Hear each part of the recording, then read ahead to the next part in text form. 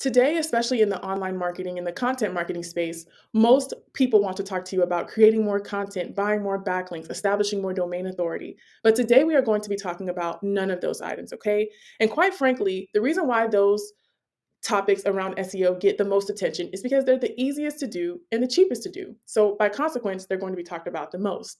But today, what we're going to be talking about SEO wise has nothing to do with your content. And that's the technical SEO part. And with Google doubling down on their search generative experience, the biggest differentiator between the enterprise level organic demand generation and the mid-size organic demand generation will be in the small details, especially when it comes to technical SEO. Because quite frankly, technical SEO is very difficult to do. And finding the right talent has to have a mix of a dev's heart with an SEO's mind. And this talent, quite frankly, is very rare. And number two, technical SEOs aren't necessarily incentivized to come online to create long form content because they're paid so well.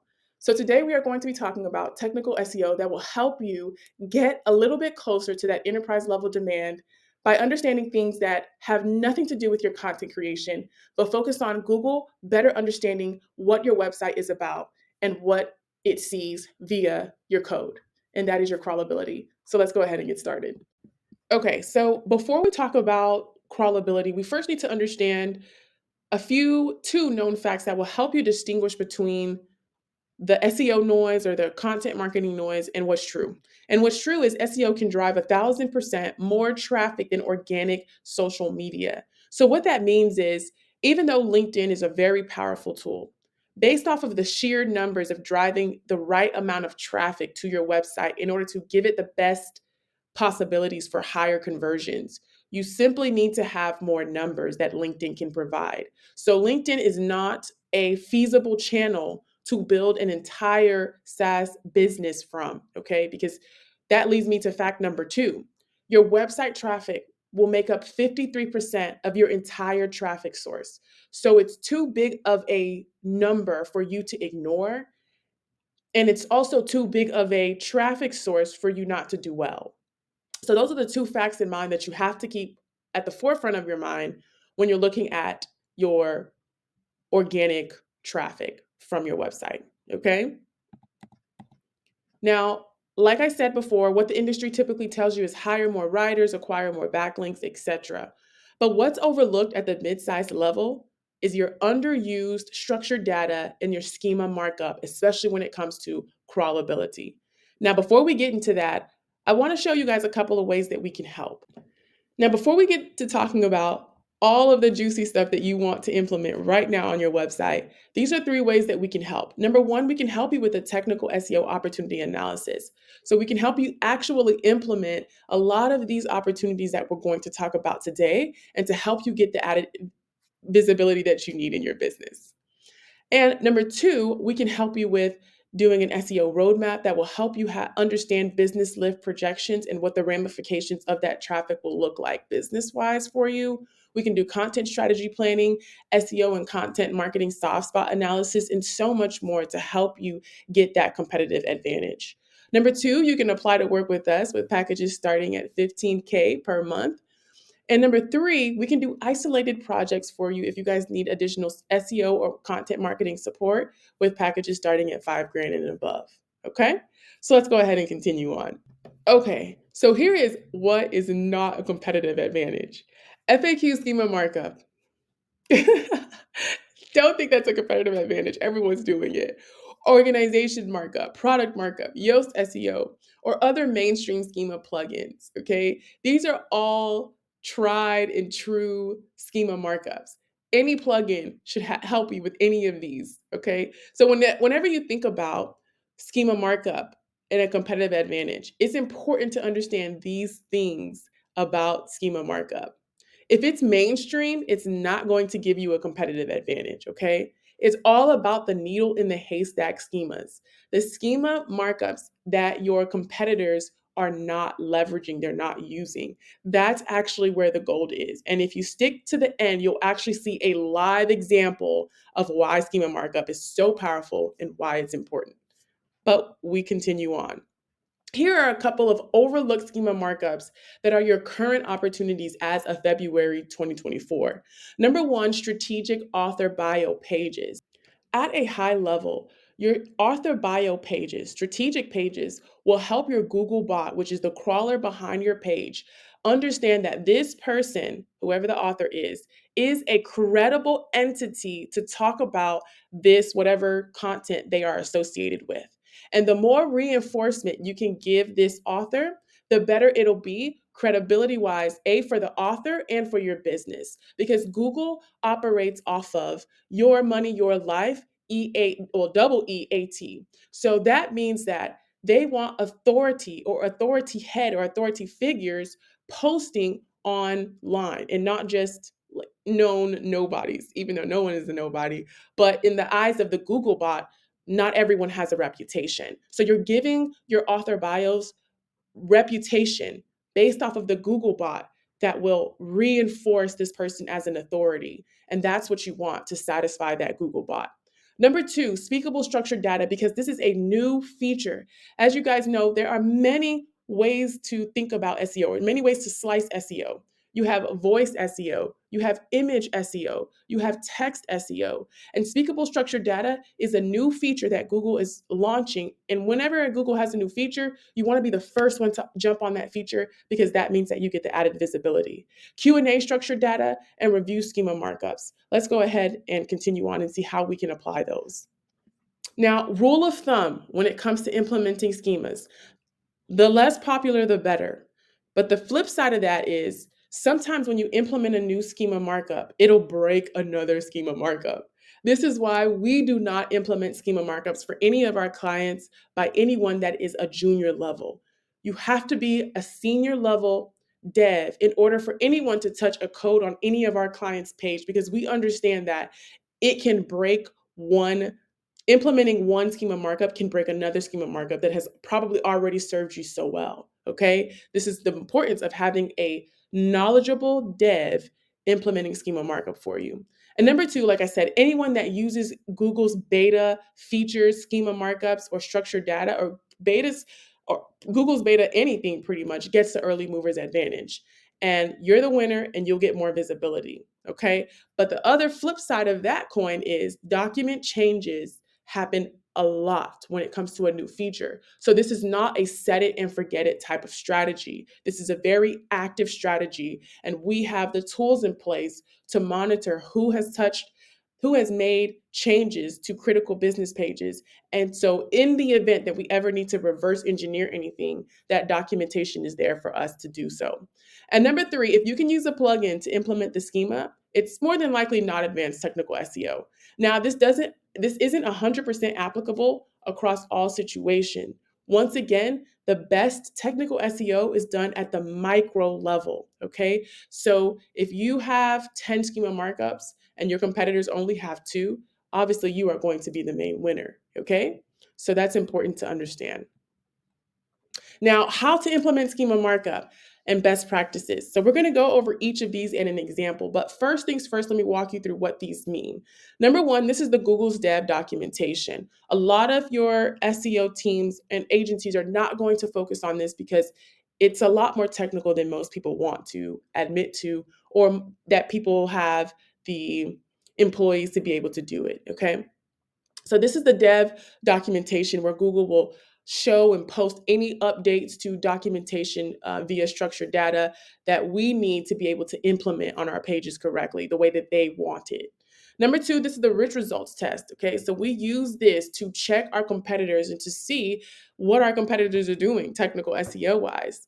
And number three, if you need a dev who specializes in implementing, not just knowing schema markup, there's a difference, then you can schedule a meeting with me and my team.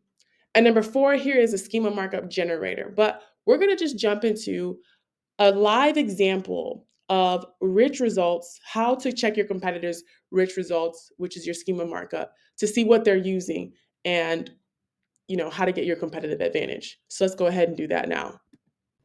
Okay, so let's take into example, as an example, you have a project management software, okay, and you want to go for a project management software free because you offer free trials, okay. So this is a keyword that you obviously would go after. Now I want you to pay attention to this, right? Most people will skim through the sponsored results. Some people will, some people won't, but research shows that most people will. So here is the first generative AI search experience. Now you want to pay attention to this because these sites are the sites that Google is prioritizing for their new SGE experience, which will ultimately become the norm. Okay. So here we have the digital project manager, scale time. Then once you go past the SGE experience, you have the traditional experience here with Zapier coming in as the first organic search result in the way that it used to be. Okay. Then you have Monday, then you have Forbes, you have ClickUp.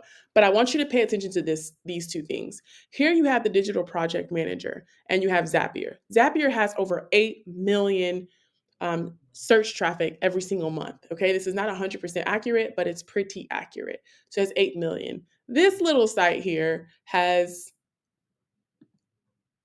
161.5K. You can't see my screen, but that's how much it has. Okay, so it has just about a fraction, maybe 5%, okay, of what a Zapier has, but it's still in this search experience, it still ranks this site higher than Zapier.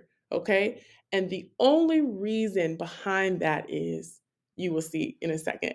So let's go ahead now and analyze the technical SEO, Zapier's technical SEO with the digitalprojectmanager.com. So as you can see here, this is the rich results. This was the second item that I was talking about. Okay, so we're going to go in and we're going to put the digital project manager. We're going to put that page that ranks above everyone else. We're going to put that into the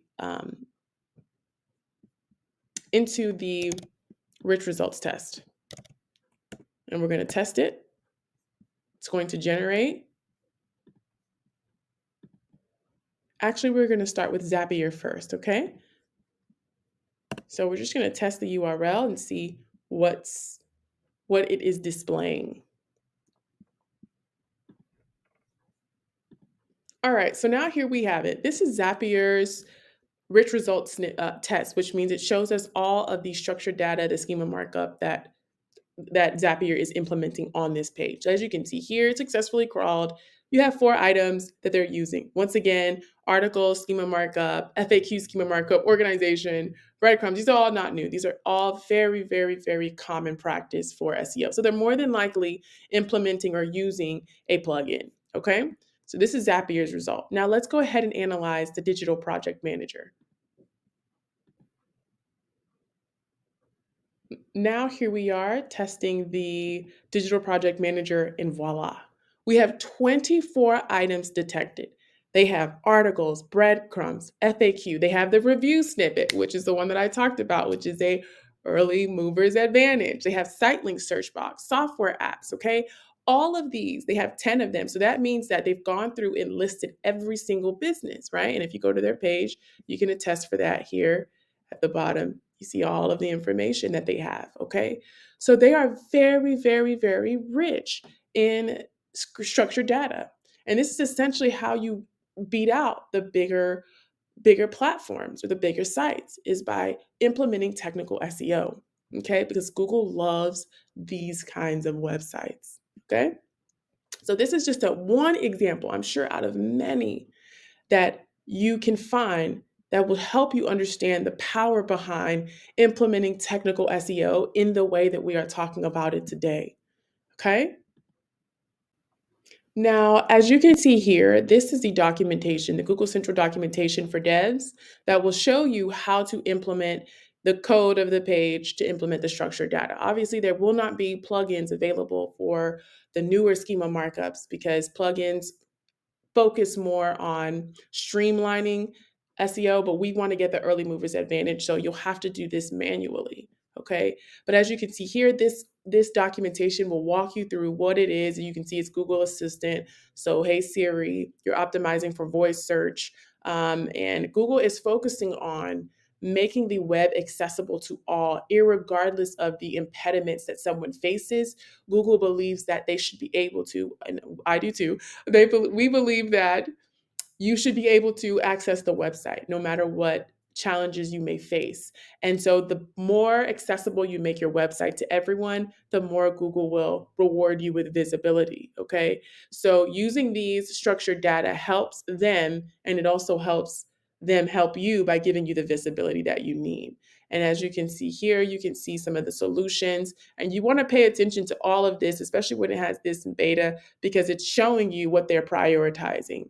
Okay, so these are some of the schema markups that Google has. And these are the guides that your dev can use. And these are the guides that I read all the time to understand what's new and how I can implement them for my client. And last but not least, what to watch out for. Number one is penalties. Google will penalize you, very rarely, but they will penalize you if it looks like you are doing anything in the black hat SEO. Basically, if you are hiding information in your code, Google can and will penalize you. So if the user sees something different and the bot sees something different, that's called black hat SEO in most cases. So you want to be very careful. And this is why we use an experienced dev to implement these early movers advantage technical SEO onto our client's site, because we understand penalties and we don't want to be in that same conversation. And number two, free schema markup courses to take. So if you have an SEO team, if you have a dev team, I highly suggest that they take a couple of hours to research schema markup and to better understand how you can use it to help the Google bot easily navigate through your pages. Well, thanks so much for joining me. I really appreciate you guys. Once again, we can definitely help you guys by applying the information that you're learning or scheduling time with us, whether it be through any of our services, so we can help you implement and execute. All right, that's enough for now. You guys have a great day, and we will talk soon. And last but not least, what to watch out for. Number one is penalties. Google will penalize you, very rarely,